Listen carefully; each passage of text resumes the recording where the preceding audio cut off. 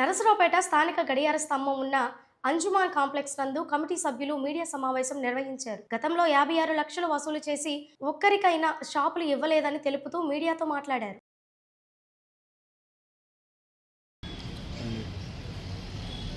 గౌరవ మాజీ శాసనసభ్యులైనటువంటి గోపిరెడ్డి శ్రీనివాస్ రెడ్డి గారు నిన్న అంజుమన్ కాంప్లెక్స్ దగ్గరకు వచ్చి కొన్ని వ్యాఖ్యలు చేయడం, తద్వారా చదలవాడ అరవింద్ బాబు గారి మీద పలు ఆరోపణలు చేయడం జరిగింది.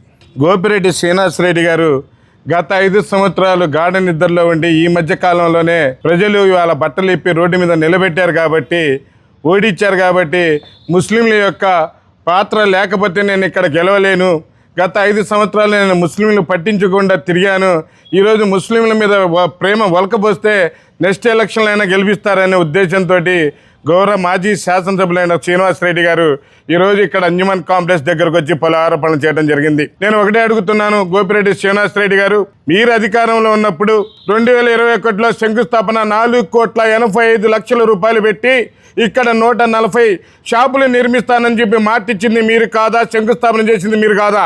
ఆ రోజు ఏ విధంగా మీరు శంకుస్థాపన చేశారు? ఆ రోజు పర్మిషన్ లేకుండా, ఆ రోజు కొంతమంది వస్తే పర్మిషన్ లేకుండా, మున్సిపాలిటీ పర్మిషన్ లేకుండా కడుతున్నారని చెప్పి ఆ రోజు కోర్టుకి వెళ్తే తర్వాత పర్మిషన్ మీరు తెచ్చింది ఎప్పుడు?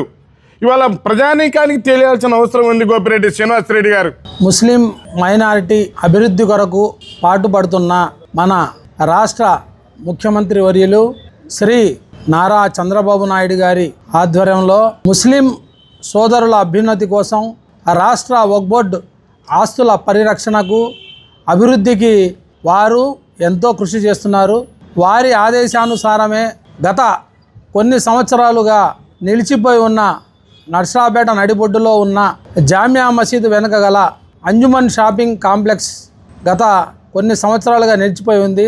నర్సరావుపేట ముస్లిం సోదరుల అభివృద్ధి కొరకు మరియు మైనారిటీ సోదరుల అభివృద్ధి కొరకు పాటుపడుతున్న మన గౌరవ శాసనసభ్యులు డాక్టర్ చదలవాడ అరవింద్ బాబు గారి ఆదేశానుసారం, వారి సారథ్యంలోనే ఎంతో కాలంగా నిలిచిపోయిన అంజుమన్ షాపింగ్ కాంప్లెక్స్కు సంబంధించిన 72 షాపులు మరియు 2018లో గత తెలుగుదేశం హయాంలో షాపులు నిర్మాణం చేద్దామని 2018లోనే అప్పటి గౌరవ సభాపతి డాక్టర్ కోడెల శివప్రసాద్ గారి ఆధ్వర్యంలో 3,40,00,000 రూపాయలు దీనికి శాంక్షన్ చేయడం జరిగింది షాపింగ్ కాంప్లెక్స్ కొరకు.